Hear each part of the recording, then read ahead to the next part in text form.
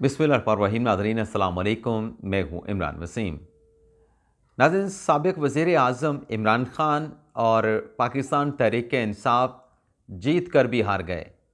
इमरान ख़ान और पीटीआई की हार जीत का ये क्या मामला है, एक तो इस पर आप नाज़रीन के साथ बात करेंगे।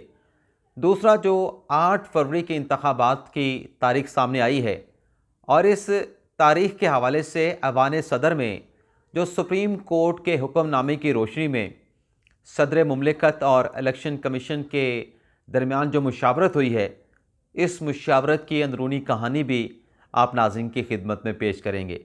लेकिन सबसे पहले जो मैंने थंबनेल पे लिखा कि साबिक़ सदर आसिफ अली ज़रदारी का यू टर्न और चेयरमैन पीटीआई इमरान ख़ान को क्लीन चिट, इन दो ख़बरों की तफसीलात आप नाज़रीन की खिदमत में पेश करेंगे।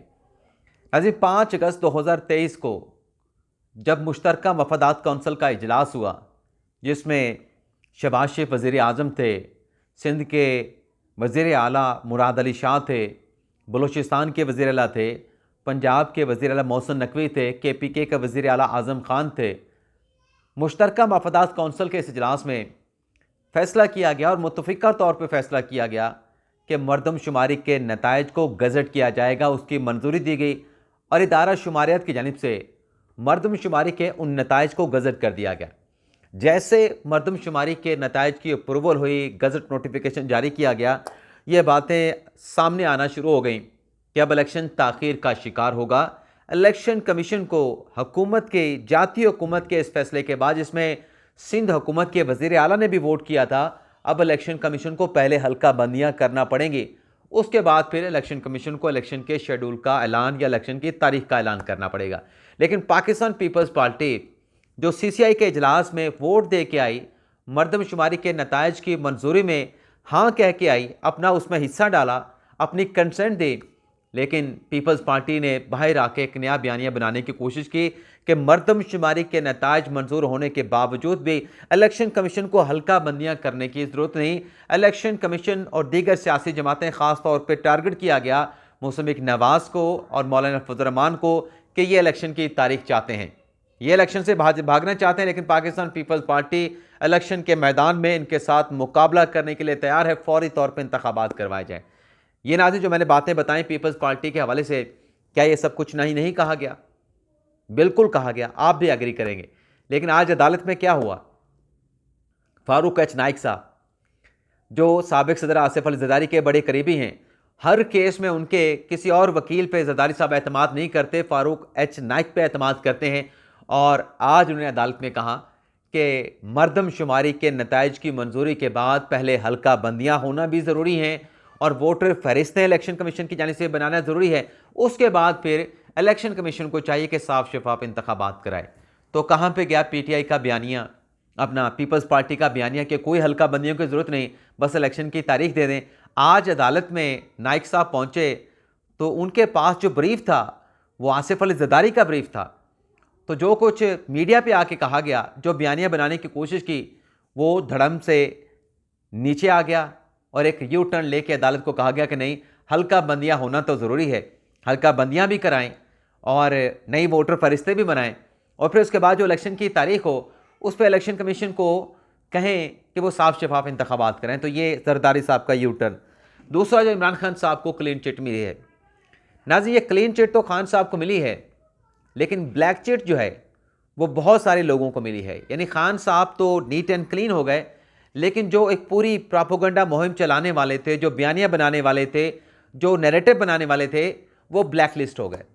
अब मामला क्या है नाज़रीन, चंद रोज़ पहले आपने अडयाला जेल के बाहर एक प्रेस कॉन्फ्रेंस सुनी, उसमें क्या एलिगेशन लगाए गए? आफ्ताब बाजवा थे, पीटीआई के दीगर वकला थे और उसके बाद पूरा जो सोशल मीडिया ब्रिगेड है वो इस बात पे चल निकला कि खान साहब की स्लो पॉइजनिंग की जा रही है, खान साहब को अडयाला जेल में स्लो पॉइजन दिया जा रहा है।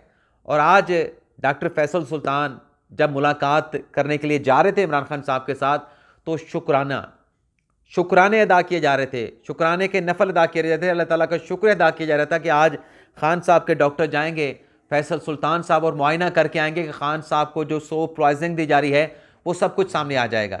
तो फैसल सुल्तान साहब ने मुलाकात की इमरान खान साहब के साथ और बाहर आके फैसल सुल्तान साहब ने क्या कहा? उन्होंने कहा खान साहब की सेहत बड़ी अच्छी है, हशाश बशाश हैं, बड़े खुश नज़र आए, जहनी तौर पे जिस्मानी तौर पे सेहतमंद नज़र आए और कोई ऐसी अलामत नहीं जिससे हम ये कह सकें कि खान साहब को स्लो पॉइजनिंग की जा रही है। फैसल सुल्तान साहब ये भी कहा कि ऐसा मामला महसूस नहीं होता कि खान साहब को कोई स्लो पॉइजनिंग की जा रही है या स्लो पॉइजन दिया जा रहा है। तो वो जो इस तरह के दावे करने वाले थे उनके खिलाफ अब क्या कार्रवाई होनी चाहिए? जो खान साहब के चाहने वाले थे, खान साहब के जो सपोर्टर थे, उनको धोखा किया, उनके जज्बात को मजरूह किया या उनके जज्बात के साथ खेला गया, प्रोपेगेंडा किया गया उनके जज्बात के साथ। क्या ऐसे लोगों को जो झूठ बताते हैं और इस झूठ से जो खान साहब के चाहने वालों को नुकसान पहुंचता है, जो उनके जज्बात हर्ट होते हैं, आप खुद बताएं कि उनके लिए क्या सज़ा होनी चाहिए। लेकिन बहरहाल ये दो खबरें आपके साथ हमने पहले शेयर करनी थी। इसके अलावा नाज़रीन एक और खबर भी इमरान खान साहब के साथ मैं शेयर करना चाहता हूँ, लेकिन इससे पहले इलेक्शन कमीशन वाले मामले पर बात कर लेते हैं।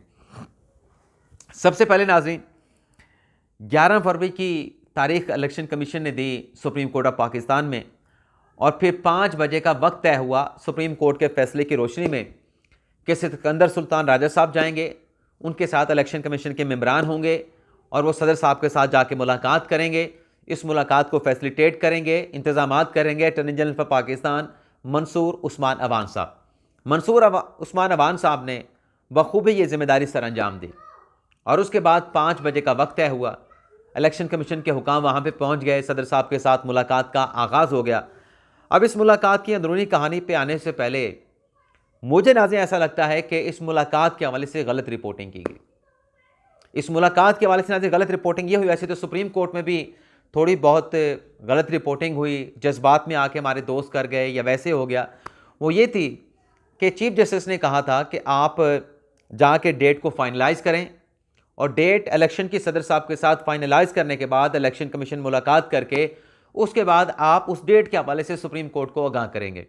लेकिन ख़बर ये चली कि सुप्रीम कोर्ट ने कह दिया है कि इलेक्शन कमीशन और सदर मुमलिकत मुलाकात करके आज ही तारीख का ऐलान करें। तो ये कोर्ट के ऑर्डर में नहीं, आप खुद पढ़ सकते हैं। हाँ, ये अलग बात है कि सदर साहब की जानिब से, ऐवान सदर की जानिब से बाज़ाब्ता तौर पर 8 फरवरी के मुल्क में जो आम इंतखाबात हैं 8 फरवरी को कराए जाएंगे, इसका ऐलामिया जारी कर दिया गया है।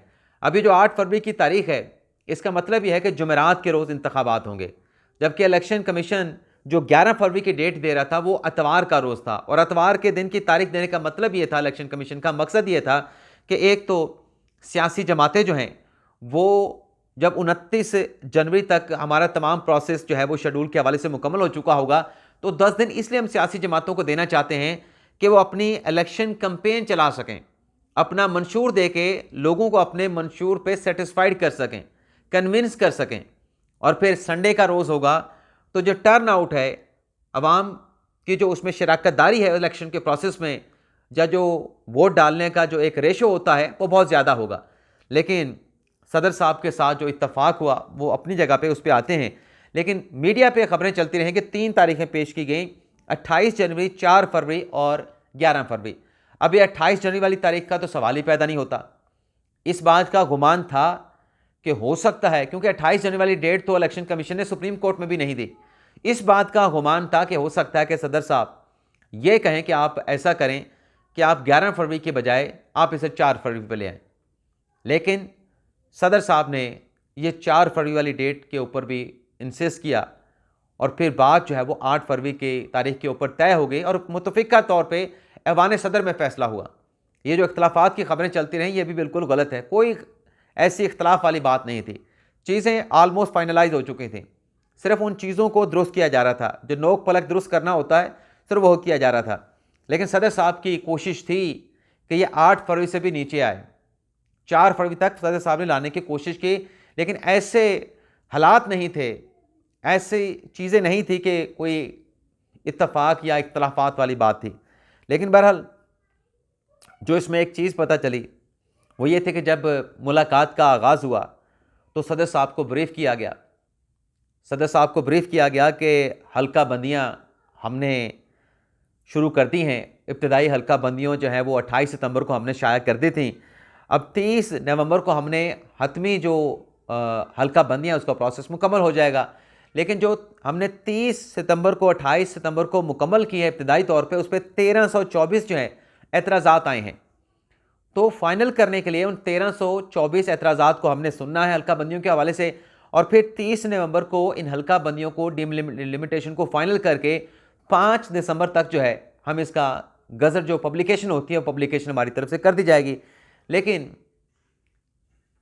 इसके बाद फिर इलेक्शन की तारीख पे बात हुई तो सदर साहब जो उन्होंने ख़त लिखा 13 सितंबर का, जिसमें सदर साहब के लिए शर्मिंदगी ये है, शर्मिंदगी वाली बात, अभी तो बहुत सारे दोस्त बात करें कि सुप्रीम कोर्ट ने देखें सदर साहब के इलेक्शन की तारीख देने का अख्तियार तस्लीम कर लिया। भाई सवाल ये नहीं है, आर्टिकल 48 में लिखा है कि सदर साहब का अख्तियार है, ये डिबेट हो सकती है, और सुप्रीम कोर्ट ने अभी वो कॉन्स्टिट्यूशन पिटीशन इंटरप्रिटेशन नहीं की, सुप्रीम कोर्ट ने सिर्फ इलेक्शन की डेट के मामले को रिजॉल्व किया है।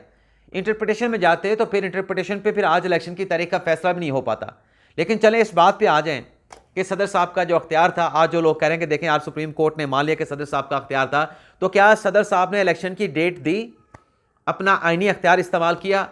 सुप्रीम कोर्ट ने क्या कहा? उसी सुप्रीम कोर्ट ने जो आज रिमार्क दे रही थी कि बड़ा वाज़ेह आर्टिकल 48 के सदर साहब का अख्तियार है, क्या उस सुप्रीम कोर्ट ने ये नहीं कहा कि सदर साहब ने तारीख नहीं दी, सदर साहब ने तारीख ना दे के आइन की वायलेशन की है, सदर साहब ने इलेक्शन की तारीख ना दे के अपनी आइनी जिम्मेदारी पूरी ना करके आर्टिकल 6 के मुर्तकब हुए हैं, क्या उन पर आर्टिकल 6 लगाया जाए? क्या सदर के खिलाफ रिट जारी की जाए? तो ये क्या अदालत ने ये भी तो सवाल किए हैं। तो अगर वो बात करनी है तो फिर ये बात भी करें कि सदर साहब ने तारीख नहीं दी, और सदर साहब जो हैं वो बहुत सारी चीज़ों के पीछे छुपने की कोशिश करते रहे। और आज जब ऐवान सदर में इलेक्शन के हवाले से तारीख पर इजलास हो रहा था तो सदर साहब वहाँ पे अपने लॉजिक पेश कर रहे थे, अपने आर्गूमेंट्स पेश कर रहे थे, और भूल गए थे कि चंद रोज़ पहले वो एक टीवी इंटरव्यू में क्या कह रहे थे, क्या कह रहे थे हामिद मीर साहब को इंटरव्यू देते हुए कि मुझे उम्मीद नहीं कि 28 फरवरी को इलेक्शन होंगे। तो इलेक्शन कमीशन ने आज कहा कि 28 फरवरी वाला जो मामला है, कोई इलेक्शन कमीशन ने कोई 28 फरवरी की डेट नहीं दी थी। ये भी वाज़ेह करते हैं इलेक्शन कमीशन ने कोई डेट 28 फरवरी की नहीं दी थी, ये ज़राए से खबरें चल रही थी। तो चलें 28 फरवरी की डेट भी थी, इलेक्शन कमीशन ने कहा कि हमारा जो चमन दिन वाला प्रोसेस है वो 29 जनवरी को मुकम्मल हो रहा है, तो 29 जनवरी को पीर का दिन है, 29 जनवरी को पीर का दिन है। लेकिन चलें हम आपको खबर बता देते हैं, मैं चाह रहा था कि चलें इस बात तक ना जाएं। सदर साहब ने भरपूर कोशिश की कि इलेक्शन की जो डेट है वो फरवरी की बजाय वो जनवरी तक ले आएँ, लेकिन फिर सदर साहब ने 8 फरवरी की तारीख क्यों दी, इस पर अलग से आपके साथ डिटेल में वीलॉग करूँगा। लेकिन शर्मिंदगी जो ये है कि सदर साहब का जो अख्तियार था, सदर साहब ने वो डेट नहीं दी, ये सदर साहब के लिए बहुत बड़ी शर्मिंदगी है। लेकिन इससे हट के नाज़रीन, जो तहरीक इंसाफ की हार है, जो इमरान खान साहब की हार है, मतलब जीत तो हुई, जीत बड़ी है या हार बड़ी है, इस पर आगे चल के बात करते हैं। लेकिन ये जो PTI का बयानिया था और तहरीक इंसाफ का बयानिया था कि हल्का बंदियों की ज़रूरत नहीं, इलेक्शन की तारीख का ऐलान करें, 9 अगस्त को 10 अगस्त को जब से असम्बली तहलील की गई, यही मुतालबा किया जाता रहा कि आप 90 दिनों में इंतखाबात कराएं। हल्का बंदियों वाली बात नहीं मानी जा रही। ये पिटीशन जो सुप्रीम कोर्ट ने कल PTI में दायर की, PTI ने सुप्रीम कोर्ट में दायर की, उसमें क्या कहा बैरिस्टर अली ज़फ़र साहब ने कि मर्दमशुमारी को इस्तेमाल करके इलेक्शन को डिले में नहीं डाला जा सकता। आर्टिकल 224 बड़ा वाज़ेह है। लेकिन जब आज सुप्रीम कोर्ट में 11 फरवरी की डेट आई तो सब ने फाबिहा कहा, सब ने शुक्र अदा किया कि चले इलेक्शन की डेट आ रही है। तो बात यह है, तो फिर जब आपको हम भी कह रहे थे कि भाई हल्का बंदियां होना ज़रूरी है, आइन का आर्टिकल 222 224 से पहले है, 222 में हल्का बंदियों की बात की गई है, तो हम भी हल्का बंदियों की बात कर रहे थे। सुप्रीम कोर्ट ने भी हल्का बंदियों को मान लिया, सदर साहब ने हल्का बंदियों को मान लिया, PTI ने भी मान लिया, आज इमरान खान साहब ने भी मान लिया। तो पहले जो कह रहे थे, जो पहला जो मौक़िफ़ था PTI का इमरान खान साहब का, उस पर तो शिकस्त हो गई ना, उस पर शिकस्त हो गई। लेकिन जो हार जीत है या जीत की हार है, कतई नज़र इस बहस में जाए बगैर, बात यह कि इलेक्शन की तारीख PTI को मिल गई है। ये एक बहुत बड़ी कामयाबी है, ना सिर्फ PTI की, पीपल्स पार्टी की और तमाम सियासी जमातों की जो इलेक्शन चाह रही थी, जिसमें नून लीग भी है, क्योंकि नून लीग भी कहा कि हम भी इलेक्शन के लिए तैयार हैं। तो अब इलेक्शन का माहौल बनेगा, इलेक्शन के माहौल में लोग निकलेंगे और जो तितर बितर जितनी भी सियासी जमातों के कारकुनान हैं वो अब मुत्तहिद होना शुरू होंगे। ये बेशक अपने मौके पर तहरीक इंसाफ इमरान खान साहब को हार का सामना करना पड़ा, लेकिन ये बड़ी जीत है कि इलेक्शन की तारीख मिल गई है, तो ये बड़ी अहम कामयाबी है। अब आ जाते हैं नाज़रीन, जो एक और चीज़ आपके साथ हमने शेयर करना है वो है नाज़रीन, जो इमरान खान साहब के इंट्रा कोर्ट अपील पे समाअत हुई है। पहले तो जो बेंच था वो चेंज हो गया, जस्टिस अबाब ताहिर साहब जो बेंच 2 रुकनी बेंच का हिस्सा थे वो अलग हो गए, लेकिन उन्होंने कहा कि जो ऑब्जर्वेशन दी गई थी पिछले ऑर्डर में, जैसे मियां गुल हसन औरंगज़ेब साहब ने, जो इमरान खान साहब ने साइफर के इन कैमरा प्रोसीडिंग को चैलेंज कर रखा है, मैं उन ऑब्जर्वेशन के साथ इत्तफाक करता हूँ। तो बेंच टूटने के बाद जस्टिस समन रिफत साहिबा को इस बेंच में शामिल किया गया, और जब अदालती कार्रवाई का आगाज़ हुआ तो वैसे इलेक्शन कमीशन के हवाले से एक और ख़बर भी शेयर कर दूं, फिर भूल जाऊंगा कि आज आईजी जो जेल खाला जात हैं पंजाब के, वो इलेक्शन कमीशन में आए हुए थे, और जो तौहीन इलेक्शन कमीशन का केस है इमरान खान साहब के खिलाफ, उसमें आके आईजी जेल खाना जात ने इलेक्शन कमीशन को ये बताया है कि खान साहब को पेश करना हमारे लिए कोई मसला नहीं, लेकिन खान साहब की जो पेशी है इलेक्शन कमीशन में, तौहीन इलेक्शन कमीशन केस में, वो वफाकी हुकूमत वजारत दाखिला की सिक्योरिटी क्लियरेंस से मशरूत है। अगर वजारत दाखिला इजाज़त दे दे, अगर हुकूमत पाकिस्तान और वफाकी हुकूमत इजाज़त दे दे तो हम खान साहब को आपके सामने पेश कर देंगे, लेकिन सिक्योरिटी क्लियरेंस जो है वजारत दाखिला और वफाकी हुकूमत ने देना है। तो जो हाई कोर्ट में समाअत हो रही थी उसमें आज जो पहले तो आप मौक़िफ़ सुने कि सलमान राजा साहब का क्या था। सलमान राजा साहब का इस केस में मौक़िफ़ यह है कि जो जज अबुल हसन ज़ुल्करनैन साहब हैं उनकी तैनाती बाज़ाब्ते के मुताबिक नहीं हुई। ये मुतलका हाई कोर्ट के चीफ जस्टिस ने तैनाती करनी थी, फेडरेशन या वजारत कानूनी तैनाती नहीं कर सकती थी।